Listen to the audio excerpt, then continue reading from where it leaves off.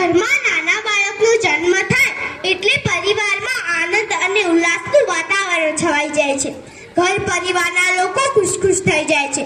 જ્યારે છોકરો જન્મે ત્યારે વધારે આનંદ થાય છે અને છોકરીનો જન્મ થાય તો ઘણા પરિવારો નારાજ અને દુઃખી થઈ જાય છે.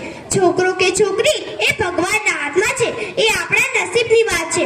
આજનો મારો વિષય છે દીકરો કે દીકરી નહીં, પણ બાળકોના શિક્ષણમાં માતા પિતાની ભૂમિકા વિશે હું મારું વક્તવ્ય આપીશ. બાળકના દફતરમાં પ્રમુખ ભૂમિકા માતા પિતાની કે કુટુંબના સભ્યોની છે, કારણ કે બાળકનું પ્રથમ પ્રેમ માતા પિતા છે.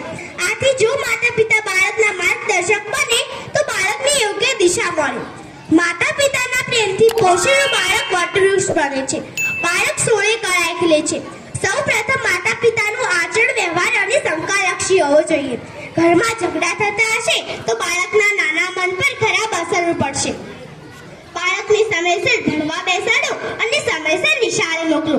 બાળકને શાળાએ મોકલો એટલે આપની જવાબદારી પૂરી નથી થતી. જેમ ખુરશીને ચાર પૈયા હોય છે અને ચાર પૈયા થકી જ એ ઊભી રહી શકે છે, શીમળી એ ચાર પૈયા પર આધારિત છે.